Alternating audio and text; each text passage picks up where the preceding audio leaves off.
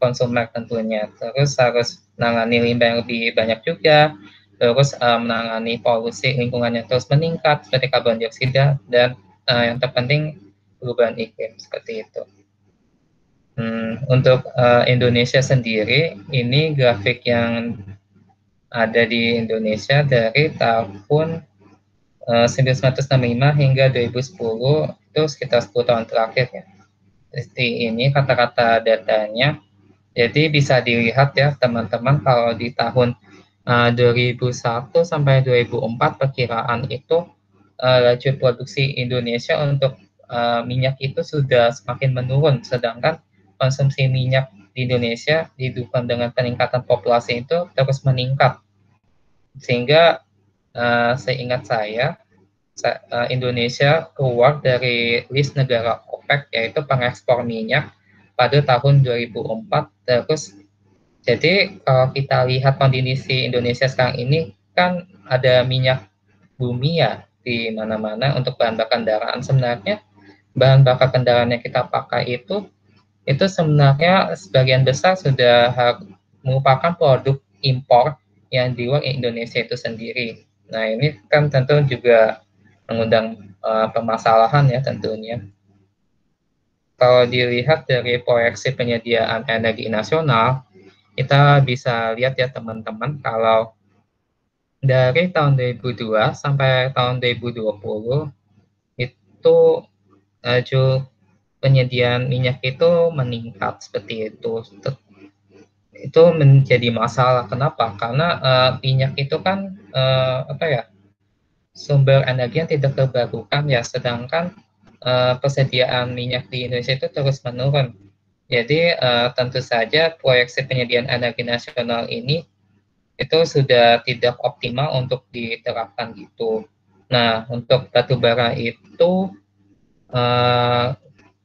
rendah, dan nuklir malah itu rendah sekali ya. Panas bumi, kalau dilihat di grafik ini, malah panas bumi belum terlalu dimanfaatkan oleh proyeksi penyediaan energi nasional ini. Dan untuk gas itu masih lumayan tinggi, dan untuk biomasa itu sudah ada pemanfaatannya, tetapi masih kurang apa ya, kurang efektif lah. Padahal Indonesia kan kita tahu sendiri adalah negara mega biodiversitas ya, kayak sekali dengan sumber daya alam, kita bisa memanfaatkan biomasanya dan energi matahari, karena sepanjang tahun Indonesia memiliki cahaya matahari sepanjang tahun ya, 24 jam. Itu sebenarnya sangat berpotensi, tetapi sayangnya untuk penyediaan energi nasional sendiri proyeksinya itu masih belum terlalu maksimal seperti itu. Nah, berikutnya mungkin balik lagi fokus ke minyak mentah dan BBM ya. Kalau dilihat di sini bisa dilihat bahwa laju impor minyak mentah dan BBM itu terus meningkat setiap tahunnya, sedangkan ekspor minyak mentah dari Indonesia itu terus menurun. Ini tentu saja tidak apa ya, tidak optimal untuk perekonomian negara Indonesia sendiri, di mana harusnya apabila perekonomian Indonesia meningkat, harusnya ekspor minyak mentah itu dapat ditingkatkan, sedangkan atau apa ya, impor minyak mentah dan BBM-nya itu harusnya diturunkan menggunakan sumber daya alam yang ada di negara sendiri seperti itu, dan sangat baik apabila bisa mengekspornya ya seperti itu. Nah, berikut adalah ringkasan konsumsi sumber energi di Amerika Serikat pada tahun 2004. Bisa dilihat ya teman-teman, kalau di tahun 2004 ini di Amerika Serikat itu untuk petrol memakan lahan 39% untuk sumbernya seperti itu. Untuk nuklir itu 8%, gas natural itu atau CNG itu 24%, coal itu 23%, dan sayang sekali untuk renewable energinya itu masih 6%. Nah, di renewable energinya itu ada pembagian lagi, untuk biomasa 47%, terus hidroelektrik itu 45%, terus geothermal itu 5%, angin itu 2%, terus surya itu 1%. Tetapi pada tahun 2030 diperkirakan bahwa konsumsi bioenergi itu akan meningkat sekitar 15-20% seperti itu. Nah, ini contoh prediksinya ya teman-teman. Bisa dilihat bahwa pada tahun 2005 itu minyak itu masih sangat tinggi, yaitu 42%. Kalau dilihat di tahun 2025 itu akan menjadi seperempat dari pie chart-nya saja, yaitu hanya 20%, di mana sumber energi alternatif itu akan lebih banyak penggunaan energinya di dunia seperti itu. Gas alam 30%, sebelumnya 21%. Untuk coal itu tidak mengalami perubahan dan natural gas, tapi bisa dilihat kalau di sini renewable energy sudah meningkat ya dari 6% jadi 17%. Di sini bisa dilihat kalau nuklir, water, wind, solar itu sudah meningkat laju pemakaiannya masing-masing 5%, biofuel 5%, geothermal 5%, dan liquefaction itu 2%. Ya, seperti itu. Nah, kalau kita melihat sumber renewable energy, kalau kita melihat sumbernya, mentahnya sama sumber yang sudah dimanfaatkan atau yang terinstall ya teman-teman. Bisa dilihat bahwa untuk air itu sebenarnya di Indonesia itu sangat berpotensi, yaitu 75,7 gigawatt ya equivalent powernya. Tetapi sayangnya di Indonesia itu sangat sedikit pemanfaatannya itu. Yang diinstal itu hanya bisa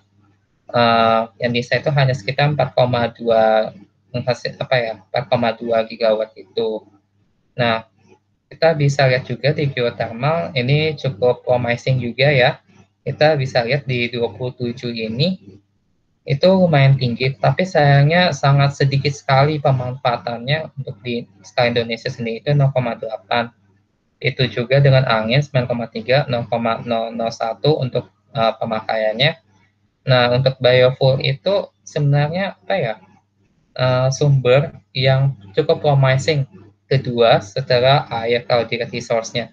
Akan tetapi sayangnya pemakaiannya justru diinstal itu 0,3%. Itu jumlahnya sangat sedikit dibanding di geothermal, water, wind seperti itu ya.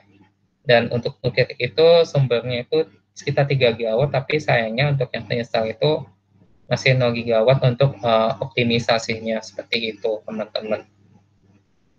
Nah, kalau kita melihat tren konsumsi energi dunia itu seperti apa sih? Jadi kalau kita lihat dari beberapa dekade lalu ya, dari 90 sampai 2050 yang akan datang, akan diprediksi bahwa pada biofuel itu dia akan mengalami peningkatan. Untuk natural gas itu akan mengalami penurunan, sedangkan untuk hidrogen cukup promising, itu akan mengalami peningkatan yang tinggi pula untuk tren konsumsinya nanti seperti itu. Nah, kalau kita melihat prospek biofuel sendiri itu, menurut Demibas dan Demibas 2010 itu kayak gimana sih availability untuk transportasi modern itu untuk dibandingkan masa depan dengan yang saat ini. Nah, untuk gasolin itu ketersediaannya kan sekarang kan sangat itu ya, excellent ya. Tapi untuk masa depan nanti akan moderate full untuk ketersediaannya itu. Untuk bioetanol dan biodiesel itu dari awalnya moderate bisa menjadi excellent teman-teman. Dan untuk kompres natural gas itu awalnya excellent, nanti menjadi moderate seperti itu. Dan untuk hydrogen power cell bisa dilihat sangat promising dari poor menjadi excellent seperti itu. Nah, sebenarnya biomasa itu apa sih?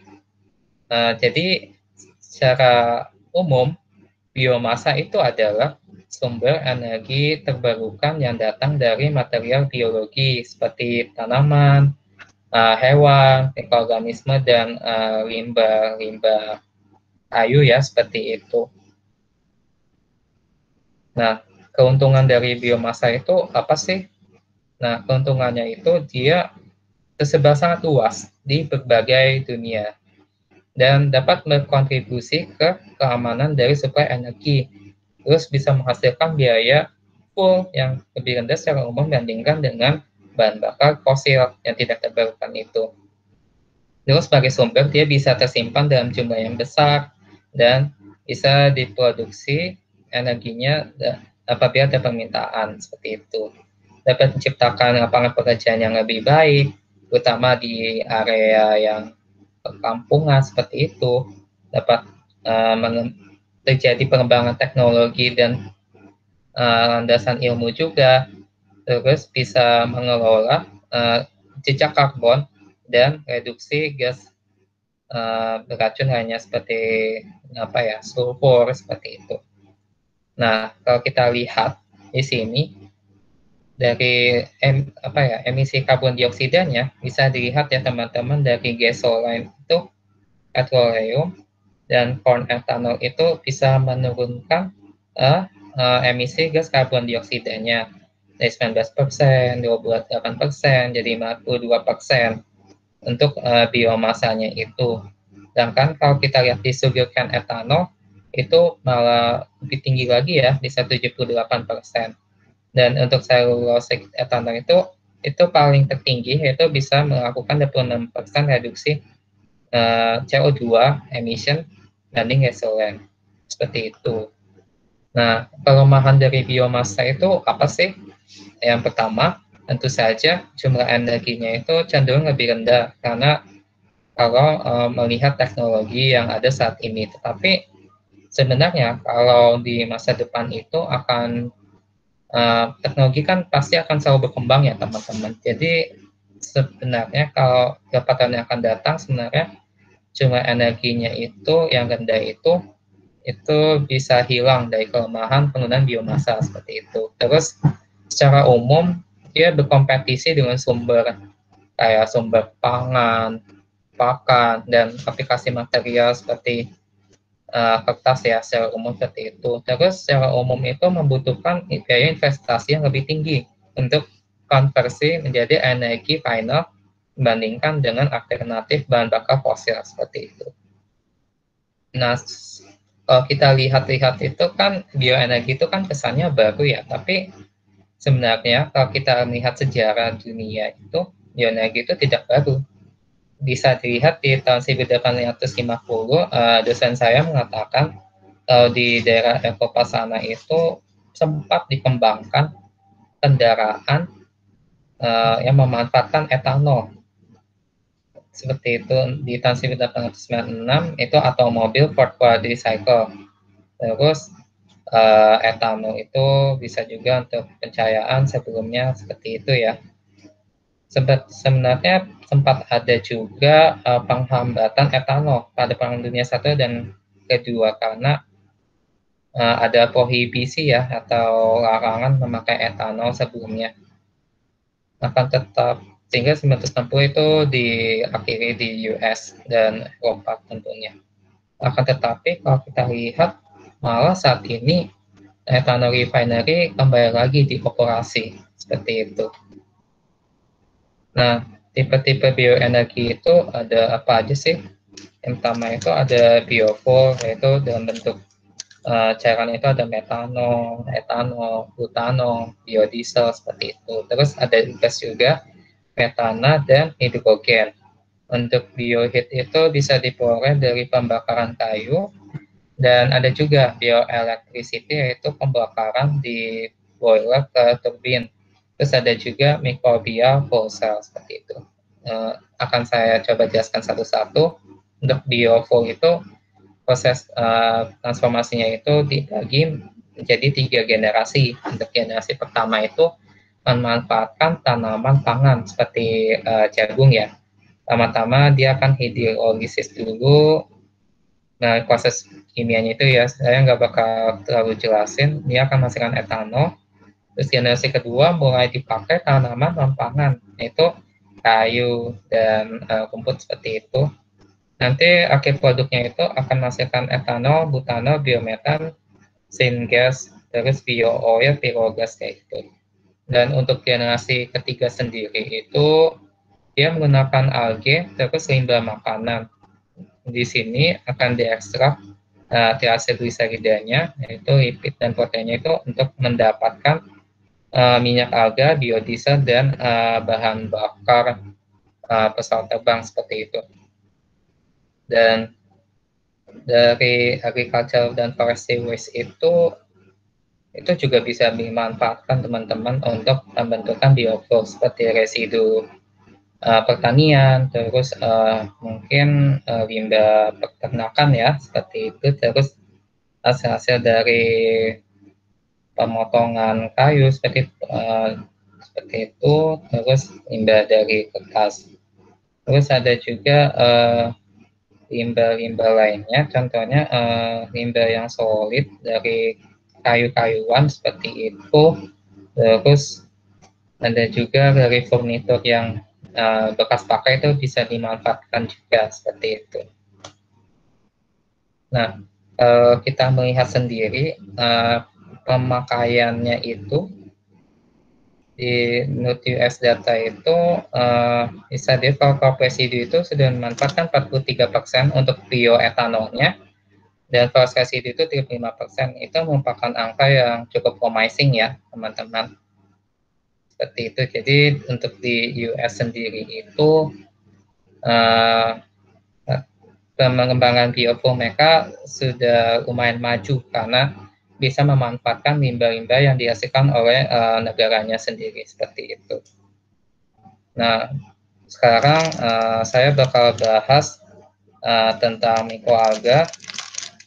Kenapa pakai mikroalga untuk biofuel? Karena pertama, dia tidak berkompetisi dengan agrikultur, terus bisa menghasilkan hasil panen yang tinggi per hektar, tetapi lahannya itu tidak terlalu banyak dan tidak menghasilkan gas beracun, tidak toksik artinya ya, tidak merugikan untuk pertumbuhan, terus memanfaatkan air yang sedikit seperti itu, terus dia sifatnya adaptif dan bagus juga untuk lingkungan karena dapat menyerap gas CO2 seperti itu. Nah, dari rute konversi biomasa ke bioenergi itu pertama-tama mikroalga tentunya melakukan fotosintesis, terus ini untuk secara umum ya teman-teman. Ini bisa juga dari itu ini untuk konversi biomasa bioenergi secara umum. Biomasa itu aneka ragam jenis itu memiliki proses konversi yang berbeda-beda tentunya seperti itu. Misalkan kalau biomasa basah seperti limbah organik itu harus mengalami fermentasi anaerob. Kalau biomasa solid itu bisa lewat pirolisis seperti straw, plastik ya. Terus habis itu tanaman kayak sugarcane atau tebu, terus sereal, ataupun itu harus lewat hidrolisis. Nah, kalau dari oil crop, sunflower, atau soybean dan algae itu melalui proses refining. Itu menghasilkan produk yang berbeda pula ya, seperti biogas, fuel gas, pyrolytic sugar, fuel oil. Terus akan tetapi sebenarnya fungsinya itu sama, bisa dimanfaatkan untuk bioenergi secara umum. Nah, aplikasinya itu bisa nanti ditransport, terus bisa jadi optical devices, terus bisa juga untuk pemanasan seperti itu. Dan ini sistemnya itu nggak linear, tapi bisa sirkular di mana CO2 yang dihasilkan itu bisa dimanfaatkan lagi untuk konversi biomasa selanjutnya, seperti itu ya. Nah, untuk contoh aplikasi biofuel tipe cairan, itu ada etanol dan butanol itu bisa digunakan di kendaraan memakai gasolin di tingkat campuran yang rendah 10%, masih menggunakan bahan bakar fosil untuk saat ini, ataupun bisa juga di tingkat yang tinggi campurannya lebih tinggi etanol butanolnya di kendaraan yang sudah fleksibel full itu, atau bisa juga murni pakai ini tetapi engine-nya harus diadaptasi terlebih dahulu. Terus habis itu ada biodiesel juga bisa digunakan, bisa dicampur dengan diesel dari bahan bakar fosil ataupun dalam bentuk murni sendiri. Nah, kalau kita melihat ternyata laju penerimanya itu sudah meningkat dari tahun ke tahun seperti itu. Ini adalah proses untuk menghasilkan bioetanol dari senyawa yang bersifat selulosik seperti daun-daunan atau biomasa ya, biomasa daun-daunan dan sebagainya. Pertama-tama biomasa akan ditangani dulu, lalu akan dilakukan pretreatment, lalu akan dilakukan hidrolisis selulosa, ditambah dengan enzim tentunya, terus dilakukan fermentasi pentosa dan glukosa. Setelah itu produk yang didapatkan adalah etanol yang akan dimanfaatkan ligninnya, terus bisa juga langsung di convert untuk menjadi etanol yang siap pakai sebagai bahan bakar kendaraan seperti itu. Sekarang kita akan membahas butanol. Ternyata butanol itu lebih mirip dengan bahan bakar terbarukan dibanding etanol, karena butanol itu bisa ditransfer dengan pokoknya intinya itu transportnya itu bisa lebih mudah, di mana etanol tidak bisa. Dan untuk kendaraan full itu, untuk gasolin awalnya seperti kendaraan yang biasa kita pakai itu tidak perlu dimodifikasi atau menggunakan butanol yang tidak bisa dilakukan oleh etanol. Dia diproduksi dari biomasa, menghasilkan biobutanol. Apabila dari petroleum maka menghasilkan petrobutanol, tetapi sayangnya senyawa ini bersifat toksik seperti itu. Apabila terekspos ke manusia dalam jangka waktu yang panjang dan frekuensinya sering seperti itu. Sekarang ada pembahasan biodiesel. Jadi biodiesel itu adalah senyawa triacylglycerolida, itu contoh senyawa lemak ya teman-teman. Itu terdiri dari gliserol dan 3 asam lemak. Nah, OH dari NaOH itu sebagai katalis itu memfasilitasi pemecahan ini triacylglycerida ini menjadi asam lemak dan gliserol. Nah, metanol itu nanti akan berikatan pada asam lemak yang bebas untuk menghasilkan metil ester yang berpotensi untuk digunakan sebagai biodiesel seperti itu. Terus mekanisme reaksinya ada perubahan dulu triacylglycerida, terus jadi metil ester dan gliserin seperti itu. Nah, untuk secara umum produksi biodiesel ini flow chart-nya itu seperti ini. Jadi pertama-tama metanol akan NaOH akan di mixing dulu, terus akan dilakukan proses sterifikasi untuk memisah triacylglycerida menjadi asam lemak dan gliserol seperti itu. Terus nanti metanol akan direcovery untuk digunakan lagi untuk pemecahan lemak selanjutnya setelah proses ini berjalan. Terus habis itu ada penyaringan untuk mendapatkan gliserin, terus dipurifikasi. Itu akan mendapatkan full grade biodiesel dengan bonus didapatkan pupuk K2, 3PO3 dan air seperti itu. Nah, untuk jenis biofuel yang dalam bentuk gas itu ada hidrogen. Itu bisa digunakan di sel bahan bakar untuk menghasilkan listrik seperti itu.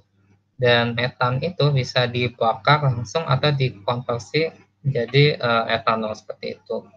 Nah, untuk bioelectricity sendiri itu ada 2 jenis, yaitu kogenerasi, yaitu pembakaran diikuti dengan siklus uap air ya, didorong oleh mesin turbin. Itu adalah teknologi yang ada saat ini. Dan ada juga microbiofuel cell, itu apa? Itu bisa mengkonversi biomasa ke listrik dengan menggunakan mikrobia seperti itu. Bisa dilihat di sini. Jadi di sini memanfaatkan konversi dari aliran listrik anoda melalui resistor ke katoda, di mana akseptor elektron akan direduksi. Nanti protonnya itu akan mengalir ke membran itu ya untuk menyelesaikan sirkuitnya. Nanti akhir produk ini akan didapatkan hidrogen yang akan dimanfaatkan untuk bahan bakar nantinya seperti itu. Bisa dilihat di sebelah kanan itu adalah skema alatnya. Nah, untuk kita balik lagi ke mikroalga itu, aplikasi alga itu ke biofuel itu ternyata banyak pemakaiannya. Untuk alga itu secara umum bisa melakukan bioremediasi, menghasilkan biomasa untuk generasi generasi energi, terus jadi biodiesel tentunya, terus bisa melakukan fiksasi karbon dioksida dari power plant seperti itu. Terus habis itu bisa kan biocrude, jadi banyak senyawa, renewable diesel, biogasolin, dan bioetanol seperti itu. Jadi potensinya itu sangat banyak sekali ya teman-teman. Ini contoh skema kultivasi mikroalga untuk mendapatkan biofuel darinya. Jadi bisa dilihat bahwa ada stok mikroalga, terus air itu pertama dikonversi dulu, airnya itu bisa menggunakan, nah ini keuntungan mikroalga itu dia bisa memakai limbah air, limbah industri kan kayak nitrogen ya, justru mikroalga itu bisa tumbuh, dia sangat adaptif terhadap kondisi pertumbuhannya seperti itu, dan bisa menggunakan CO2 dari flue gas atau gas karbon dioksida industri lah seperti itu. Jadi secara nggak langsung kita melakukan bioremediasi lingkungan juga. Terus ya kita meminta nutrien juga tambahan untuk semakin membuatnya optimal ya. Terus akhirnya kita melakukan pemanenan secara umum. Terus habis itu kita mengekstrak oilnya dan dapat mendaur ulang biomasanya untuk pemakaian menjadi bioetanol seperti itu. Dan nanti airnya itu dari bekas kultivasi dapat dimanfaatkan lagi. Jadi seperti siklus gitu, nggak berjalan linear. Oke, ini adalah contoh dari sistem kultivasi mikroalga untuk open pond atau raceway. Nah, kelebihan dari open pond itu dia dapat melakukan kultivasi dalam skala massal dan dapat dihasilkan biomasa yang cukup banyak juga. Tetapi kelemahannya itu karena penggunaannya yang cukup mudah, itu dia rentan kontaminasi dan karena terekspos ke lingkungan ya, dan parameter fisikokimianya untuk optimasi kultivasi itu masih itu nggak bisa dikontrol dengan maksimal seperti itu. Ada juga fotobioreaktor itu menggunakan sistem kultivasi tertutup, di mana kelebihannya itu faktor fisikokimia itu dapat diatur lebih mudah untuk mengoptimasi kultivasinya, akan tetapi dia kekurangannya itu cukup memakan biaya yang tinggi saat ini ya, seperti itu sih. Dan untuk pembangunan fasilitasnya itu memiliki biaya yang cukup tinggi juga, akan tetapi saya optimis ke depannya kelemahan fotobioreaktor ini dapat dihilangkan dengan pengembangan teknologi ke depannya seperti itu. Nah, untuk pemakaian biofuel itu ada tingkatannya teman-teman. Jadi kalau misalkan sebagai S95 itu campuran 95% etanol dan 5% air. Lalu ada juga E85 yaitu 85% etanol dengan petrol dalam untuk kendaraan yang hybrid ya, bisa pakai bahan fosil dan biofuel. Ada juga memakai campuran kurang dari 5% di bahan bakar biasa atau sebagai derivatif ETBE. Ada juga biodiesel saat ini maksimum 5% di pencampuran diesel, karena kalau lebih dari itu hanya bisa digunakan di kendaraan yang sudah dimodifikasi. Saat ini untuk Eropa 5,75% itu nggak bisa dicapai dengan campuran biasanya dari petrol dan diesel. Memerlukan infrastruktur terpisah seperti pompa, penyimpanan, terus pengiriman untuk bahan bakar E85 dan biodiesel, atau malah bahannya murni ya dari tanaman itu tanpa campurannya. Dan kalau kita lihat produksi dan laju trennya itu, di Brazil itu ada tanaman sugar, ada tebu, dan US itu mais, itu jagung ya, itu adalah produser utama dari etanol. Di Eropa itu, terutama Jerman itu, mereka menghasilkan biodiesel itu dari rapeseed, walaupun di US itu ternyata soybean itu juga meningkatkan juga produksi biofuelnya. Nah, kalau di Indonesia sendiri dan negara tetangga kita, Malaysia, itu produksi itu meningkat dari biodiesel dari menggunakan minyak kelapa. Tetapi sayangnya kan di minyak kelapa itu sangat rendah pertukarannya kan di Uni Eropa, karena ada regulasi di Uni Eropa dosennya menekankan bahwa di Uni Eropa itu minyak minyak kelapa palm oil itu nggak bisa masuk untuk diperjualbelikan seperti itu. Jadi bisa dilihat di negara sendiri kita sendiri itu sangat limited ya trade-nya. Di skala global juga seperti itu. Ada juga di contoh kasus Brazilian bioethanol ke Uni Eropa juga seperti itu. Nah, sekarang kita masuk market share biofuel-nya itu, walaupun sebenarnya biofuel itu masih sangat small market share-nya, tetapi sangat besar di feedstock-nya itu. Seperti kita lihat di sini, share in transport fuel consumption pada tahun 2004 itu, USA itu memakan Amerika itu 1,6%, Brazil itu 1,6%, terus di Uni Eropa itu 0,8%. Dengan contoh-contoh produksi yang disiarkan itu untuk Amerika itu jagung, untuk Brazil itu sugarcane atau tebu ya, untuk Uni Eropa itu grain itu apa ya, sejenis tanaman kayak padi gandum-ganduman kayak gitulah ya. Terus ada sugar beet, terus ada juga rapeseed yang contoh di Jerman itu ya. Ini menurut tahun 2007 oleh Von Lampe. Di bulan Maret sendiri, Royal Dutch Shell itu mengumumkan ada freeze di wind solar dan hydrogen power investment, dan malah memfokus ke produksi biofuel seperti itu. Shell itu membentuk joint venture Celana yang mengoperasi untuk di Hawaii untuk mengembangkan algae marin dan memproduksi minyak nabati untuk konversi menjadi biodiesel. Ternyata algae itu memiliki potensi yang cukup tinggi menurut Shell ini, karena mereka tumbuh cepat dan sangat tinggi di minyak nabatinya ya, bisa dikultivasi tadi ya, ada open pond seperti itu dan sangat adaptif. Jadi sangat meminimkan penggunaan lahan dan fresh water. Sejak tahun 2008 itu akhirnya Shell itu bekerja sama dengan Fire Energy System di USA di proyek penelitian mengonversi gula tanaman langsung menjadi petrol dan diesel, tidak memakai etanol lagi yang kurang adaptif ke kendaraan komersial seperti itu. Kolaborasi ini bisa meningkatkan ketersediaan biofuel masa depan dengan proporsi yang lebih tinggi pula di standar kendaraan petrol. Jadi untuk modifikasi kendaraan bisa mengalami perubahan kalau melihat contoh kasus seperti ini. Nah, contoh-contoh perusahaan swasta yang bekerja sama dalam memproduksi biofuel dari algae itu ada satu company tahun 2001 dan ternyata sudah ada 50 di tahun 2008.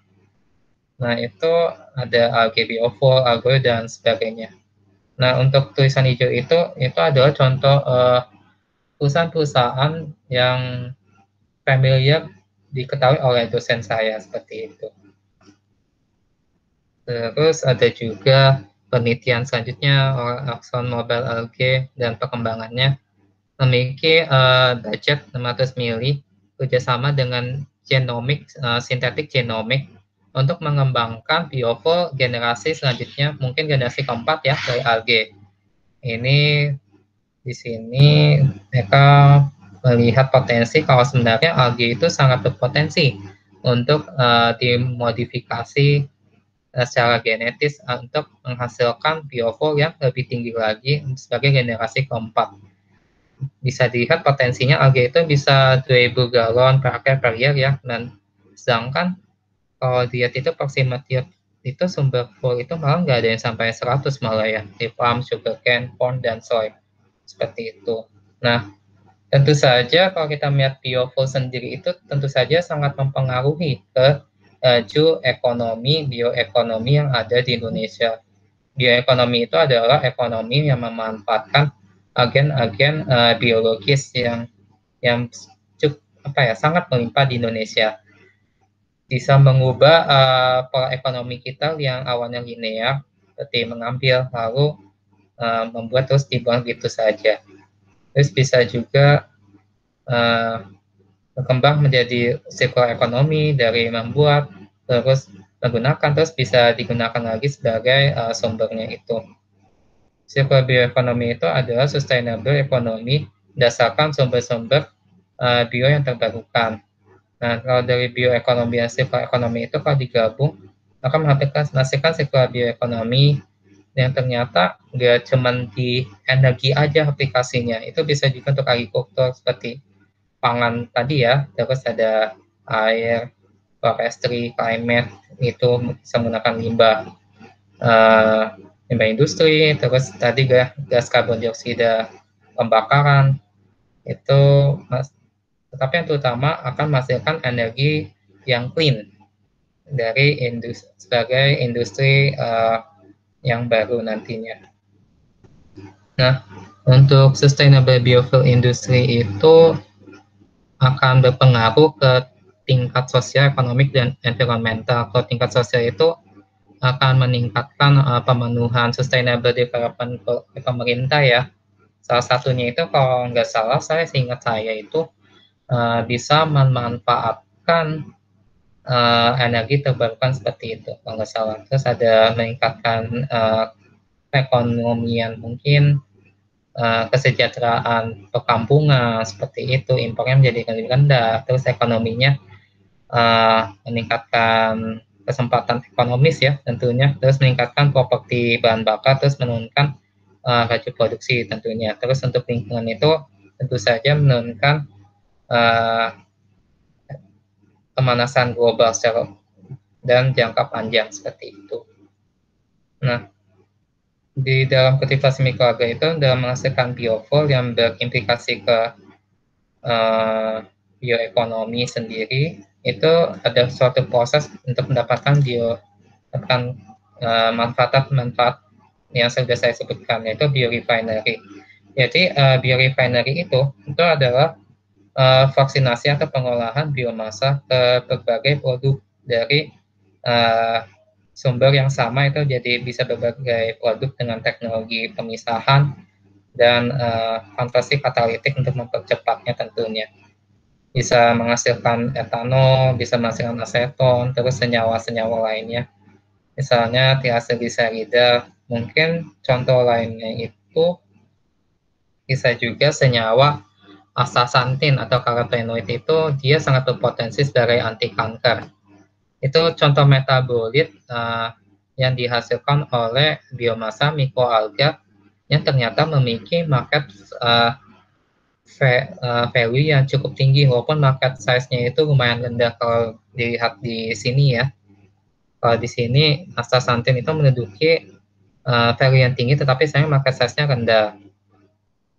Energi itu memiliki value yang rendah ternyata dari biorefinery mikroalga, tetapi dia memiliki volume yang tinggi, sehingga tentu saja energi dari mikroalga itu bisa menjangkau berbagai kalangan dari masyarakat seperti itu. Oke, mungkin itu dari presentasi dari saya. Saya sebelumnya memohon maaf kalau presentasinya itu terlalu panjang ya. Terima kasih banyak Mas Ba, teman-teman atas perhatiannya. Monggo kalau ada yang ingin didiskusikan atau ingin ditanyakan. Terima kasih.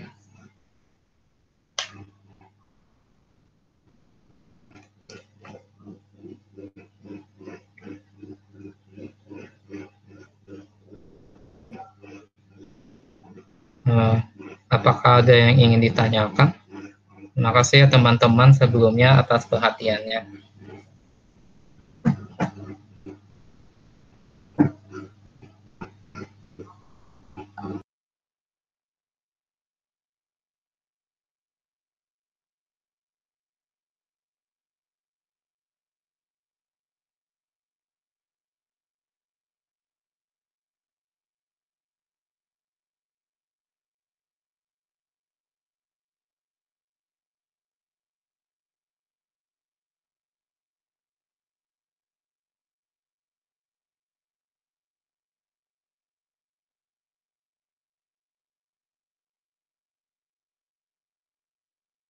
Oke, makasih Vanessa atas pertanyaannya.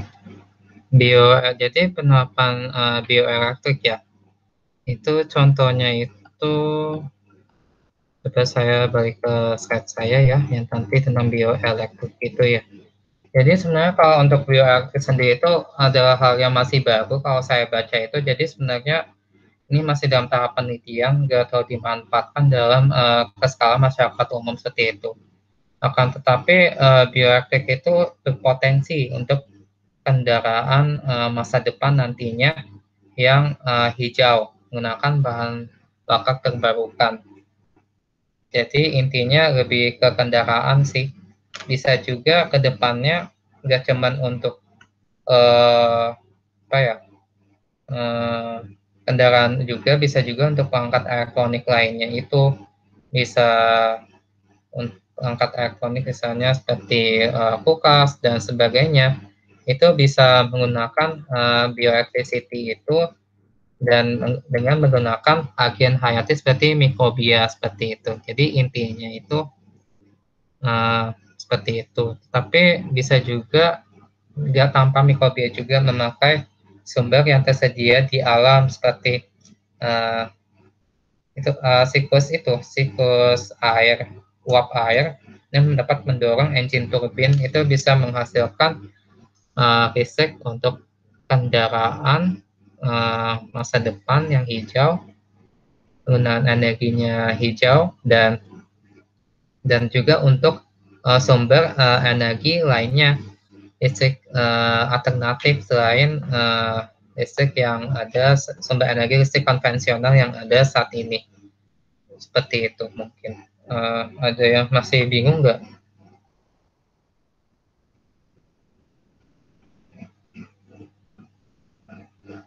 Apakah menjawab?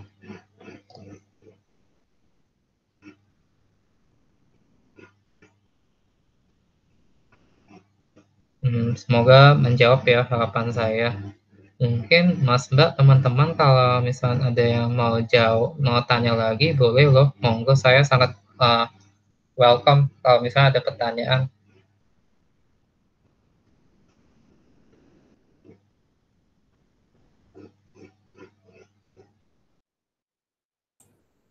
Permisi Mas Vincent, mungkin bisa ditunjukkan di slide yang hydrogen fuel cell.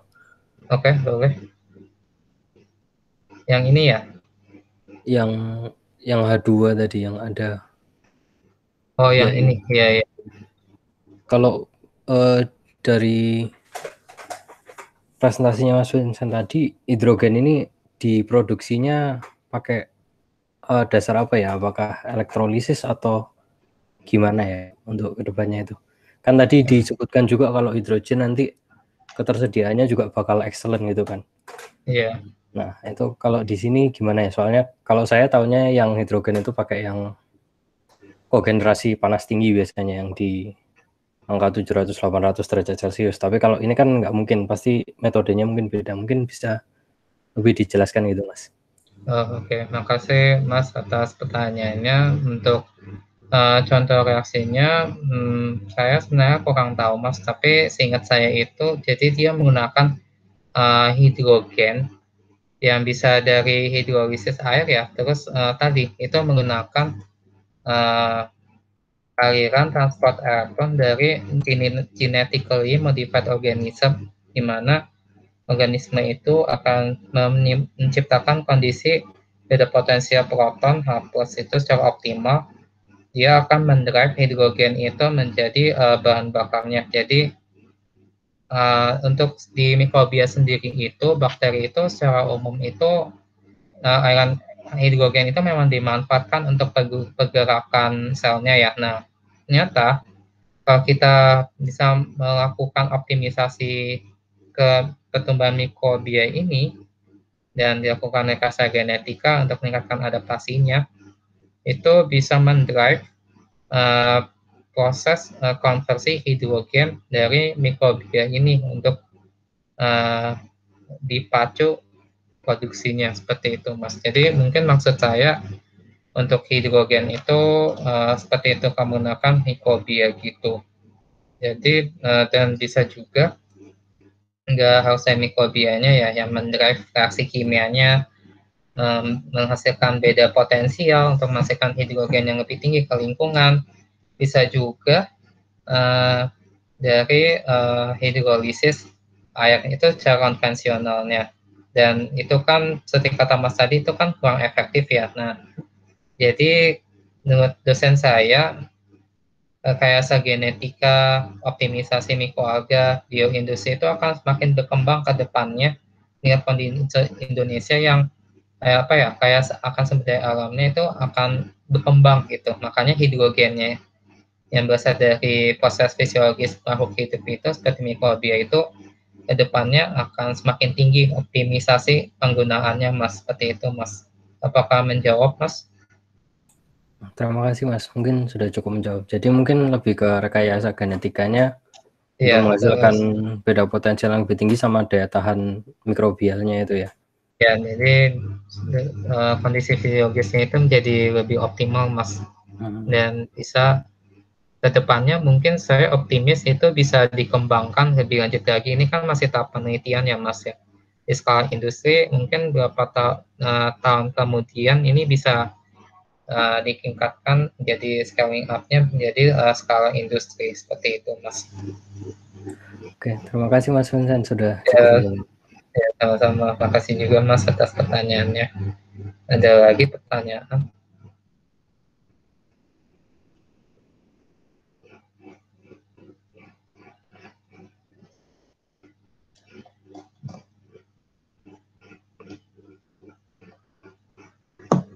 Monggo kalau ada yang mau bertanya, Mas, Mbak, teman-teman.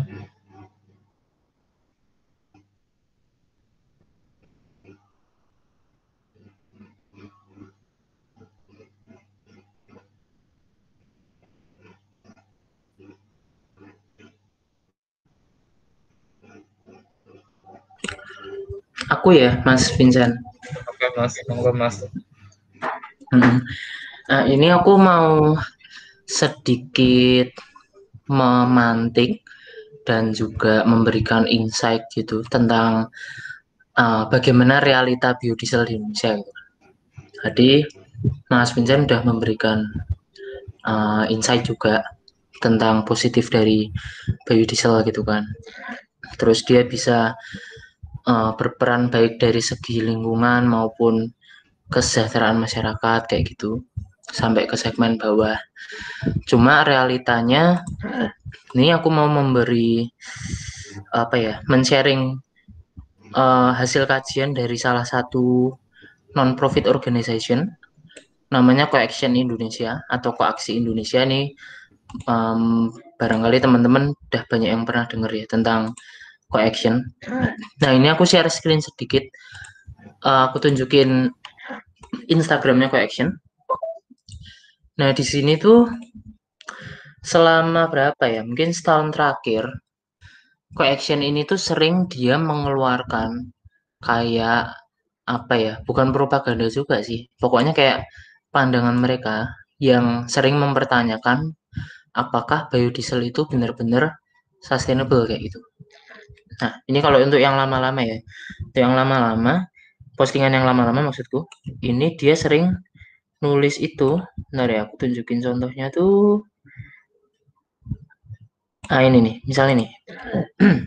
Ini di pojok kanan bawah ini kalau bisa dilihat ini. Ini dia ada chat box ini. Dia bilang yakin biodiesel itu sustainable gitu kan. Nah, terus sekitar semingguan yang lalu, ini aku lihat dua postingan Coaction tentang biodiesel, tentang sustainability-nya gitu ya.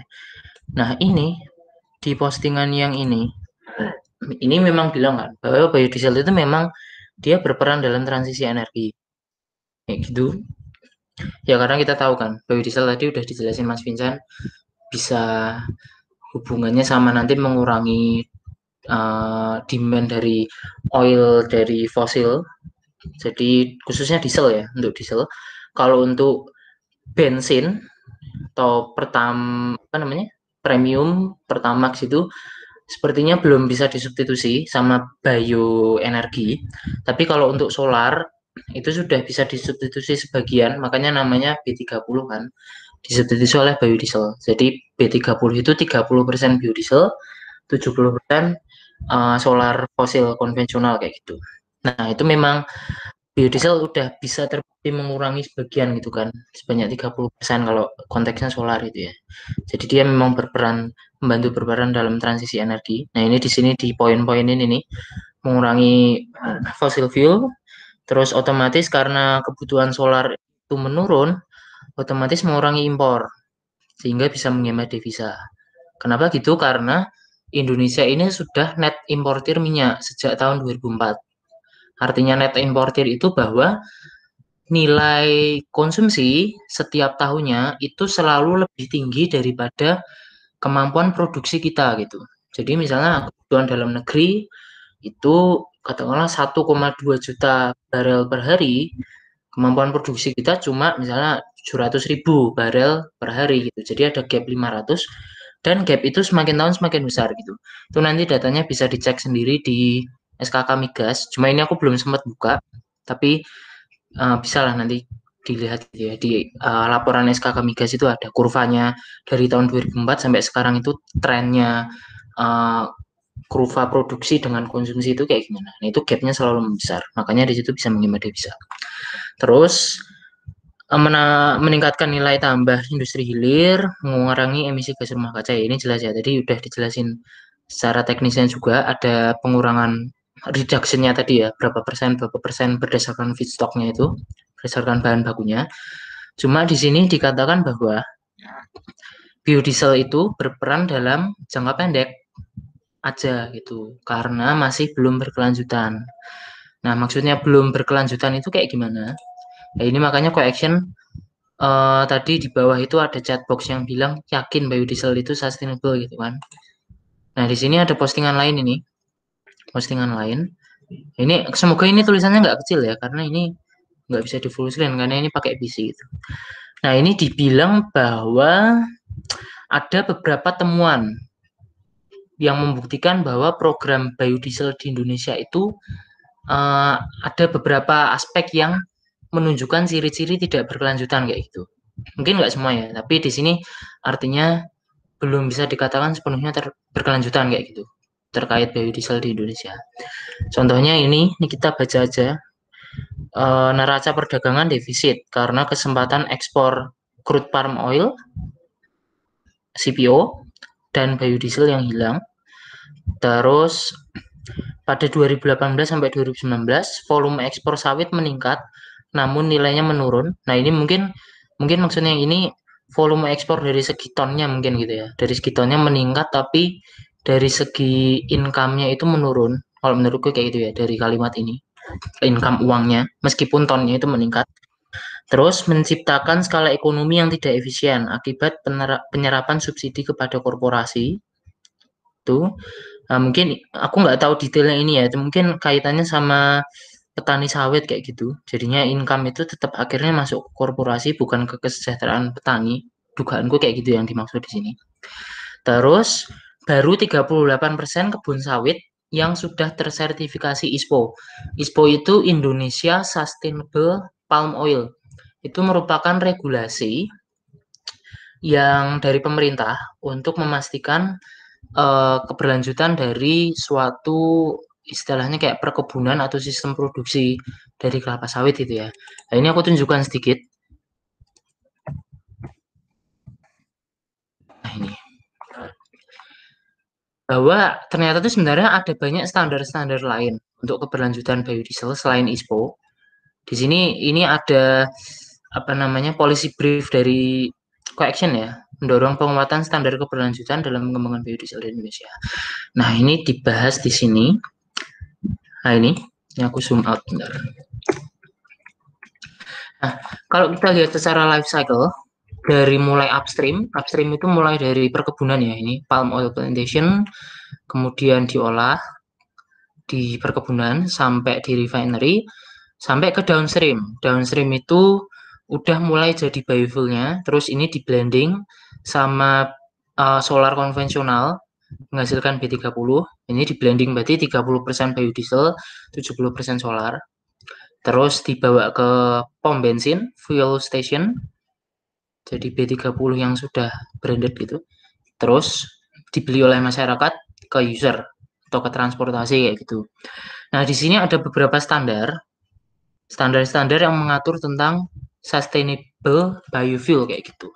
Di sini ada ISPO yang pertama, yang tadi Indonesia Sustainable Palm Oil, terus ada RSPO Roundtable on Indonesian Sustainable Palm Oil, terus ada ISCC ini International Sustainability of Carbon Certification, sama ada RSB sama GBEP ini Global Bioenergy Partnership.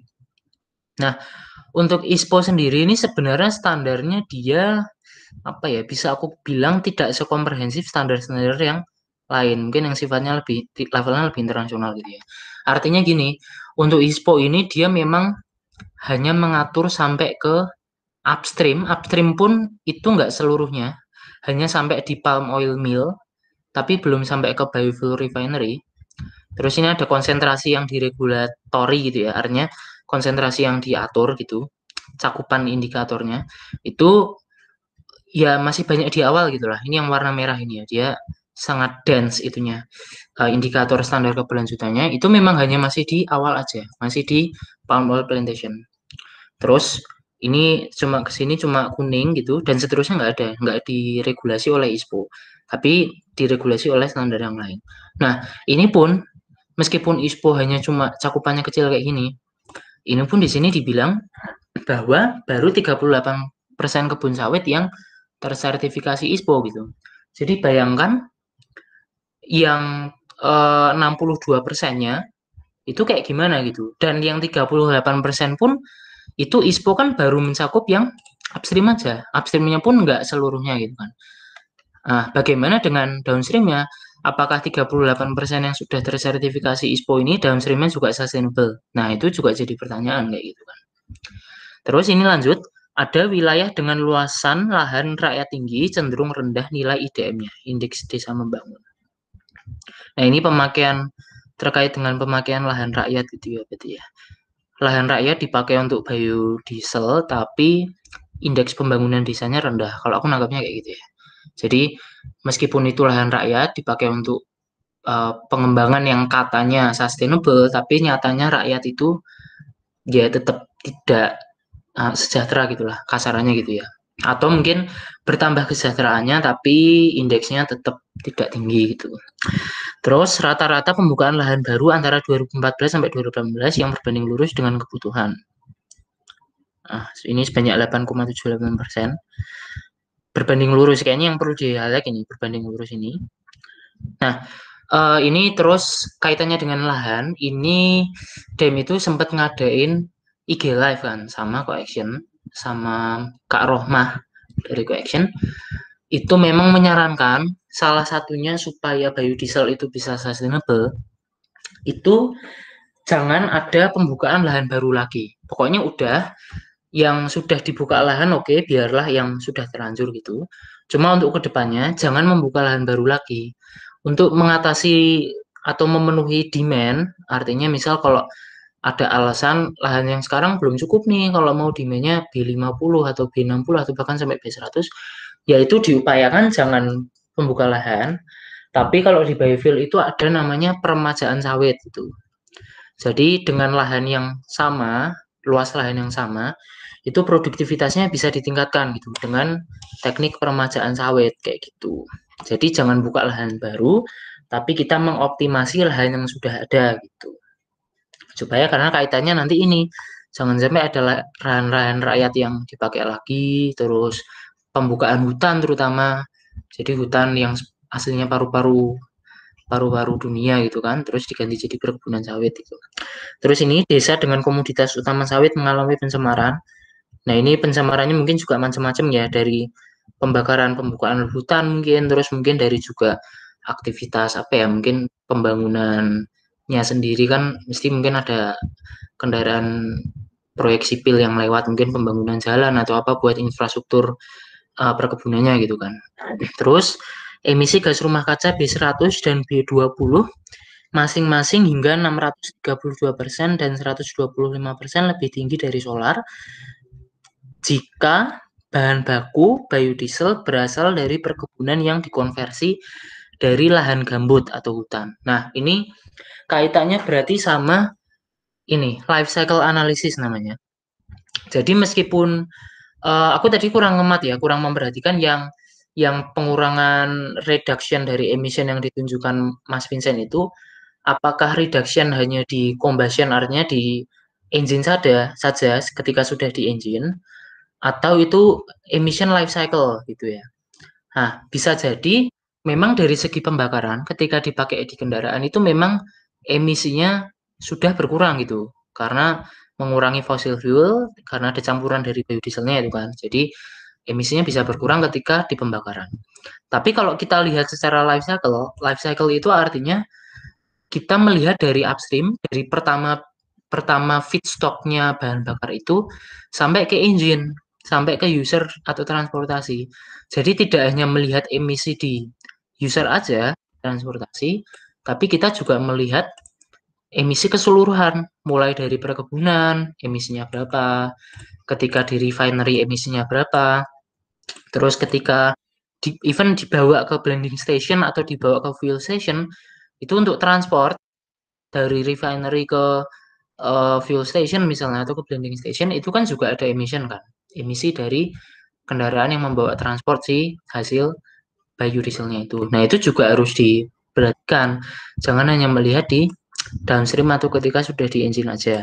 Nah di sini dibilang kayak gitu, 632% untuk B100 sama B20 itu 125%. Lebih tinggi emisinya, itu menurutku emisi life cycle-nya, bukan emisi engine-nya. Emisi engine-nya mungkin memang menurun. Mungkin di sini memang lebih kecil daripada solar konvensional. Tapi karena tadi bilang di lahan gambut atau hutan ya, itu kan membutuhkan pembukaan lahan. Kalau membuka lahan itu kan sering kita lihat tekniknya dibakar gitu ya. Apalagi yang dibakar lahan gambut. Kita tahu sendiri sering setiap tahun dengar berita kebakaran lahan gambut gitu kan. Dan pemadamannya pun susah. Nah, itu kan menghasilkan emisi kan ya. Nah, akhirnya meskipun di user ini emisinya rendah, tapi emisi di plantationnya terlampau tinggi gitu. Emisi di kendaraan tidak bisa mengkompensasi emisi di upstream atau di perkebunan, sehingga ya jatuhnya emisi secara total keseluruhan ini dari awal sampai akhir ya jatuhnya malah lebih tinggi kayak gitu. Nah, di sini makanya yang perlu diperhatikan gitu. Terkait terutama ini semuanya sebenarnya akarnya masalah lahan ya. Jadi makanya benar-benar aja disarankan jangan membuka lahan baru karena ya nanti ngontrolnya susah gitu. Ada yang buka lahan di gambut, ada yang buka lahan di hutan, ada yang buka lahan di lahan masyarakat. Nah, itu nanti masalah yang muncul bakal bleber-bleber gitu. Masalah lingkungan dari penggunaan gambut, terus masalah sosial juga dari penggunaan lahan masyarakat kayak gitu kan. Makanya udahlah untuk sekarang lahan yang dipakai untuk perkebunan sawit, misalnya ini konteksnya bahas sawit gitu ya. Itu ya udah segini aja dulu gitu. Yang penting kita mengoptimasi lahan yang sudah ada dengan peremajaan sawit, nggak perlu buka-buka lahan lagi kayak gitu. Nah, ini aku membuka pandangan aja, buka pandangan, terutama terkait sawit ya. Kalau untuk yang seperti bioetanol atau mungkin feedstock bioenergi itu kan banyak kan ya, biofuel itu dari macam-macam, dari berbagai jenis tumbuhan. Terus yang sering diteliti itu aku juga sering lihat dari tandan buah kosong atau empty fruit bunch itu, terus dari jagung untuk etanol, terus dari berbagai jenis seeds itu ya, biji-biji apa itu kan banyak. Tapi untuk sawit, karena konteksnya Indonesia ini kan biodieselnya mayoritas dari sawit kan ya. Karena ya tau lah latar belakangnya apa kenapa sawit. Nah, jadi di sini kita perlu concern terhadap sawit ini bahwa dia banyak aspek-aspek yang belum sustainable gitu. Nah, ini barangkali Mas Vincent bisa memberikan tanggapan gitu ya. Oke, mantap. Sebelumnya makasih ya Mas Afan sudah memberikan insight baru.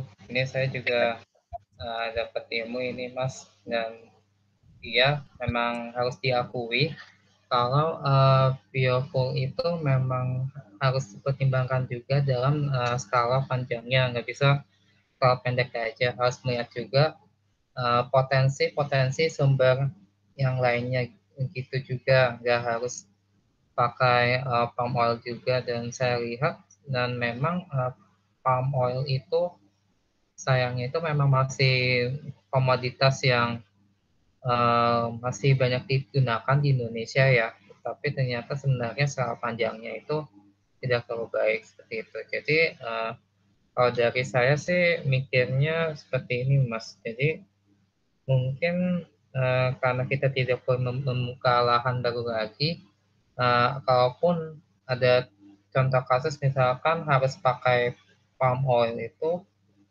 yang udah ada itu tetap dimanfaatkan, mungkin kita bisa meremajakan tanaman palmnya ya, terus melakukan genetically modified organism gitu Mas ke tanaman itu agar bisa memproduksi apa ya, lipidnya yang lebih tinggi gitu. Tetapi ya tadi untuk menekan biaya kos itu yang sangat tinggi seperti itu, dan sifatnya itu untuk yang kekurangan dari kultivasi dari apa namanya palm sebelumnya itu bisa dikurangi seperti itu.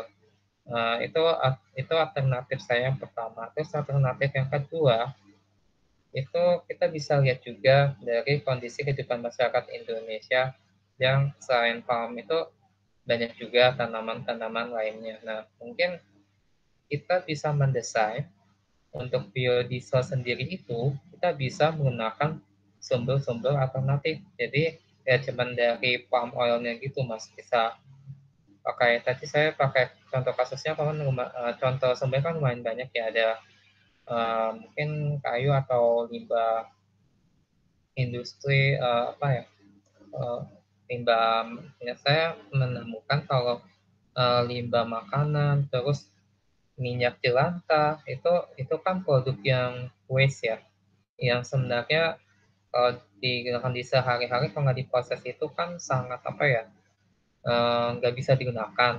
Tapi apabila kita mengubah paradigma kita dari hanya fokus ke satu sumber saja menjadi sumber selain palem seperti produk-produk limbah itu menjadi sumber pangan, misalnya tentu saja melihat kondisi masyarakat masing-masing ya Mas, kita nggak bisa uh, memaksa setiap masyarakat mengeluarkan limbah-limbah tertentu tanpa apa ya, tanpa melihat kondisi masyarakat itu kayak gitu. Jadi saya pikirnya seperti itu, limbah makanan, minyak jelantah dan lain-lainnya. Jadi sumbernya dibuat lebih variatif apabila ingin dibuat menjadi lebih sustainable seperti itu. Terus menarik juga sebenarnya dosen saya juga sempat mengangkat permasalahan ini ya Mas ya. Kan tadi kan saya mencantumkan kalau drawback dari biofuel itu kan memang saat ini second generation itu kan memakan lahan ya seperti itu, malah jadinya ningkatin gas CO2. Jadi karena kebetulan kepakaran dosen saya itu sendiri di Putu dan Rekayasa Mikroalga Mas, jadi beliau mengusung bahwa mikroalga itu ada di perairan Indonesia juga, melimpah juga selain palm oil. Dan sekarang akhir-akhir ini sedang banyak penelitiannya Mas untuk memanfaatkan industrinya itu yang tentu saja biaya kosnya itu bisa lebih friendly, dan dari upstream ke downstreamnya itu sangat apa ya, lebih baik itulah CO2-nya dan skala ekonominya dibanding second generation seperti itu. Dan saya lihat industri mikroalga itu sudah ada di Indonesia seperti Evergreen, walaupun skalanya kecil, tapi saya pikir itu cukup promising Mas untuk dan terutama kan sekarang teknologi akan berkembang juga ya, akan memodifikasi mikroalga untuk lebih apa ya, lebih friendly lagi ke lingkungan, benar-benar aktivasinya benar-benar lebih optimal, menghasilkan banyak sekali metabolit yang diharapkan apa ya, produksi lipidnya itu bisa memenuhi demand pasar, dan tentu saja sistem kultivasinya itu malah sangat memakan apa ya, tidak memakan lahan sama sekali Mas, bandingkan dengan skala second generation dari palm oil seperti itu. Mungkin seperti itu Mas. Maaf kalau misalnya jawaban saya mungkin kurang memenuhi ekspektasi Mas ya. Mungkin itu aja Mas. Oh ya, makasih Mas Vincent. Wah, aku nggak berekspektasi apa-apa. Ini kan kita diskusi terbuka. Artinya kayak memberikan apa namanya sudut pandang baru kepada teman-teman semua gitu, bahwa ya emang setiap jenis energi itu mesti ada plus minusnya gitulah. Meskipun itu renewable gitu ya. Tapi ya begitu, ada aspek keberlanjutannya. Even katanya yang bio gitu ya, bio energi gitu, hijau-hijau gitu kan. Nyatanya dia nggak pure sustainable energi kayak yang kita kira. Jadi ya kayak gitulah. Nah, itu kalau kalau kemarin dari hasil diskusi yang sama Coaction ini, aku sharing juga gitu ya, nambahkan sedikit. Itu kalau kemarin itu aku sempat nanya ke Kak Rohmah itu, pendapatnya dia, kalau biodiesel sama mobil listrik itu kira-kira bakal lebih sustainable yang mana gitu, prospeknya ke depan. Ya kalau dari pendapat dia waktu itu sih, ngiranya memang lebih ke mobil listrik gitu sih. Asalkan tetap bahwa sumber pembangkit listriknya itu ya sudah renewable gitu. Karena memang sama tadi balik lagi ke kayak biodiesel gitu. Kalau di upstreamnya, artinya upstream kalau mobil listrik itu kan berarti pembangkit listrik ya, karena atau mungkin juga produsen nikel gitu ya, karena produsen itunya kan baterai sebagai dalam tanda kutip bahan bakarnya gitu. Nah, upstreamnya kan itu kan ya. Nah, itu kalau di industri nikel belum sustainable dan pembangkit listriknya masih banyak dari fosil, khususnya batu bara ya sama aja gitu. Cuma ya mungkin apa ya, mungkin Coaction sudah melakukan kajian kasaran gitu. Karena memang perlu dikuantifikasi sih, bukan hanya kayak subjektif atau kualitatif. Kira-kira kita kan nggak bisa memperkirakan dengan presisi ya, kayak emisi life cycle-nya antara mobil listrik dengan kondisi PLTU batubara Indonesia sekarang dengan kondisi misalnya biodiesel dari lahan gambut gitu, itu emisi life cycle-nya tinggian yang mana kan itu memang harus dikuantifikasi kan. Tapi mungkin dari forecast sementara Coaction itu mereka expect-nya mobil listrik itu bakal lebih sustainable kalau untuk jangka panjang dibandingkan biodiesel gitu. Karena juga memang untuk pembangkit listrik itu kan memang sekarang ya lagi gencar kan untuk konversi ke renewable gitu. Kayak untuk PLTU juga ada yang dibangun baru gitu. Cuma memang mungkin tidak sebanyak dulu dan sudah banyak mendapat penentangan dari masyarakat gitu kan. Nah, sekarang even aku dengar itu di berita ada PLTD, pembangkit listrik tenaga diesel, itu di Indonesia Timur kayaknya, pulau-pulau kecil itu mulai dikonvert jadi surya kayak gitu. Atau PLTU dikonvert jadi PLTD ya, lupa aku. Pokoknya konversi jadi jenis energi yang lebih bersih gitu. Kayaknya PLTD ya, PLTD dikonversi jadi surya kayaknya kayak gitu. Terus juga ya sekarang regulasi renewable kan semakin semakin mendukung gitulah. Jadi kayak geothermal itu juga risiko pengembangan separuh dihandle oleh pemerintah gitu kan. Pemerintah udah rela nalangin separuh gitu. Ini detailnya gimana itu bisa menarik jadi bahasan lain gitu ya. Gimana pemerintah nalangin separuh di pengembangan geothermal itu. Terus juga dari EBT yang lain itu kan mulai bermunculan regulasi-regulasi yang baru ya. Jadi untuk pembangkit listrik sih mungkin forecastnya untuk renewable-nya pertumbuhannya bisa lebih cepat. Sedangkan kalau permasalahan lahan itu kan ya udah mau digimanain lagi gitu kan. Karena memang kalau lahan gambut dibakar gitu ya sudah, memang emisinya kan memang udah bawaannya gede gitu kan. Karena memang kandungan kimia dari gambutnya kayak gitu. Nah, itu sih forecast dari Coaction kayak gitu. Untuk aku sharing ke teman-teman. Gitu. Oke, makasih banyak ya Mas atas insight-nya. Ya, saya sebenarnya setuju sekali sih kalau misalkan nanti untuk kedepannya itu penerapan bio itu lebih dioptimalkan, dimodifikasi juga, melihat kebutuhan masyarakat dan kondisi masyarakat Indonesia juga.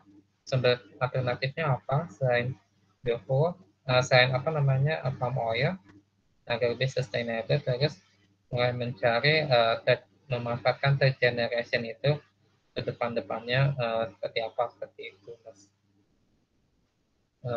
Oke, makasih Mas Afan atas insight-nya. Saya juga dapat ilmu Mas. Makasih ya Mas ya. Terus tadi kalau nggak salah Mas Rafa raise-nya ya Mas. Kalau mau nanya boleh monggo. Enggak, tadi mau nanggepin yang tentang ditunjukin koaksi tadi, cuman nggak jadi karena lapraku belum selesai, jadi tadi mau nyari data nggak jadi. Mungkin cuma nanggepin aja sih, ini mungkin singkat aja ya. Mungkin aku tadi juga kebetulan sama kayak Adven, aku juga sempat ngeh dengan itu, dengan yang dari koaksi di Instagram itu. Aku juga ngelihatnya juga, oh ya pandangannya ada pandangan lain gitu.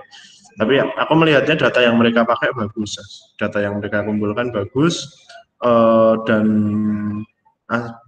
interpretasinya mereka terhadap gambaran kedepannya dalam bayanganku bagus. Cuman aku agak kurang setuju aja kalau disebut bahwa ini tidak sustain justru hanya waktu dekat, tapi tidak sustain dalam waktu panjang. Aku kurang setuju karena aku melihat beberapa data-data yang ditampilkan itu kayak itu adalah justru masalah yang butuh waktu untuk diperbaiki. Jadi kayak yang permasalahan regulasi termasuk yang untuk desa, regulator, lalu juga beberapa fakta yang tentang penggunaan gambut, pembukaan dan lain-lain itu justru menurutku bisa ditangani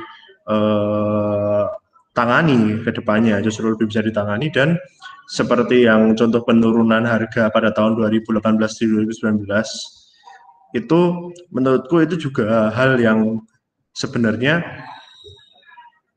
cukup fluktuatif mengingat kalau kalian pernah baca, kalau teman-teman pernah baca alasannya, aku dulu pernah baca, kalau nggak salah itu alasannya itu ada beberapa hal, mulai dari, tapi lebih banyak ke arah perdagangan internasional, mulai dari ada masalah perang dagang, lalu juga perang dagang Cina dan AS, karena Cina juga termasuk salah satu yang importer besarnya CPO, lalu juga regulasi dari beberapa negara, dan terutama salah satu yang cukup besar itu dari dari Eropa yang waktu itu kan lagi gencar-gencarnya isu pelarangan CPO dan lain-lain, itu cukup mempengaruhi harga juga. Aku baca dari punyanya Gimli kalau nggak salah dulu. Tapi menurutku itu tidak bisa diprediksi dalam jangka dekat karena yang aku perhatikan regulasi seperti itu dan perkembangan dari CPO ini sendiri cukup fluktuatif juga. Jadi untuk dikatakan bahwa sangat jangka panjang ini tidak renewable, aku tidak sepakat karena yang ya gimana lagi kayak gini urusannya nanti sama geopolitik dan kita tahu betapa fluktuatifnya geopolitik di dunia itu. Jadi menurutku kalau dari biodiesel menurutku kalau untuk jangka panjang dikatakan tidak sustain untuk jangka panjang aku kurang setuju. Justru dengan adanya pembenahan kalau ingin diperhatikan untuk jangka panjang menurutku justru bisa, apalagi Indonesia sendiri kan ya kita tahu Indonesia punya keunggulan dalam CPO di mana sawit kita Indonesia bersyukurlah dengan kondisi iklim yang bisa ditanami sawit cukup banyak dibandingkan dengan negara-negara yang beriklim lebih dingin lah. Tapi ya gimana lagi, sekali lagi geopolitik itu fluktuatif dan juga harga kayak adanya mobil listrik dan lain-lain, terus juga naiknya saham Tesla dan lain-lain itu cukup mempengaruhi juga dari harga dari CPO. Aku baca tadi artikelnya siapa ya kemarin tuh. Ya namanya harga-harga kayak gitu di ekonomi dunia kan pasti akan naik turun lah tergantung dengan misal kayak mobil listrik itu kan kalau sama biodiesel kan cukup beda, di mana yang satu lebih ke arah baterai, lebih ke arah nikel kalau kita lihat perputarannya, sementara kalau biodiesel arahnya nggak ke situ kecuali untuk pembangkit dan lain-lain ya. Tapi intinya kalau aku kurang setuju sih. Ya kita tunggu saja lah akan ada kebijakan atau ada suatu hal apalah yang mungkin bisa men-trigger. Tapi untuk yang sisi negatifnya pun aku juga tidak menolak, karena memang benar ya isu kalau ya kebetulan aku juga basicnya di sosial masyarakat, isu-isu sosial yang negatif tentang lahan-lahan sawit, isu-isu lingkungan itu ya memang benar adanya seperti itu. Oleh karena itu kembali lagi jadi PR untuk negara kita juga. Dan kayak untuk yang life cycle analysis tadi yang sempat dikatakan oleh Advent mengenai pembakaran dan lain-lain, dia aku sepakat dengan Advent bahwa itu mungkin kalau dibandingkan emisi mesin enggak, tapi kayak yang dikatakan Advent dari hulu ke hilir itu kan ada prosesnya, mulai dari pembukaan lahan dan lain-lain. Itu bukan cuma lahan yang dibuka dan lain-lain, tapi juga diperhitungkan di mana kontribusi hutan atau lahan tersebut terhadap iklim saat ini, dan apabila itu dibuka dan lain-lain kan ada perbandingannya. Dan benar kalau bisa dibilang angkanya mungkin kalau menurut mereka lebih tinggi, tapi ya menurutku dalam jangka panjang enggak sih. Kalau asumsi aja kalau kayaknya enggak. Tapi ya kita lihat saja lah nanti. Mungkin dari aku itu aja. Ya mohon maaf kalau lebih banyak asumsinya ya Vincent, karena aku memang tidak terlalu concern di sawit juga, cuman tertarik aja, cuman agak kurang mendalami lebih lanjut. Cuman aku terputarnya ke arah lingkungannya sih, ke arah lingkungan dan geopolitiknya doang. Itu aja sih dari aku. Makasih, Vincent. Terima kasih tanggapannya Mas Raka.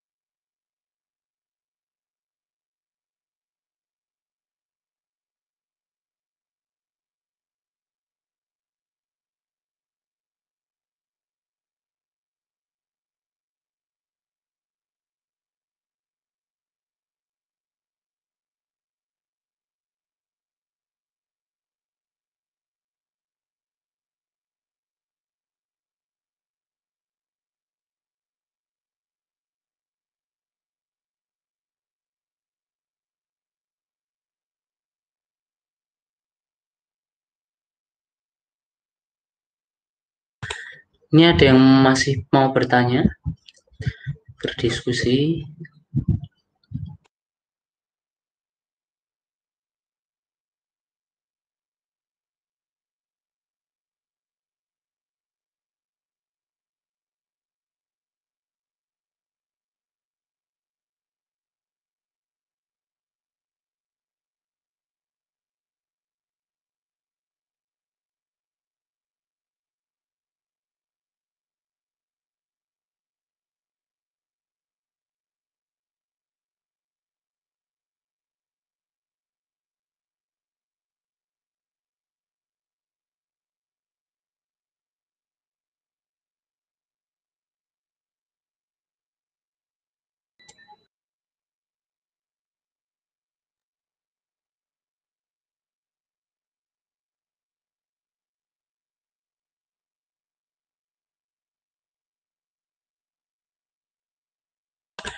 Jadi ini kalau udah kayaknya bisa diakhiri aja ya.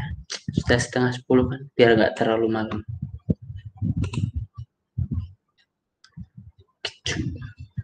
Oke, Mas, saya akhiri ya Mas ya. Oke, boleh. Oke, sebelumnya makasih banyak perhatiannya Mas dan teman-teman semuanya. Terima kasih juga atas insight-nya ya dalam diskusinya itu. Semoga ilmu yang saya sampaikan itu bermanfaat buat Mas dan teman-teman semuanya. Saya mohon maaf kalau misalkan dalam presentasi atau dalam materi itu masih ada kekurangan. Mungkin seperti itu. Selamat malam semuanya. Assalamualaikum warahmatullahi wabarakatuh. Terima kasih teman-teman. Dadah, terima kasih. Mas.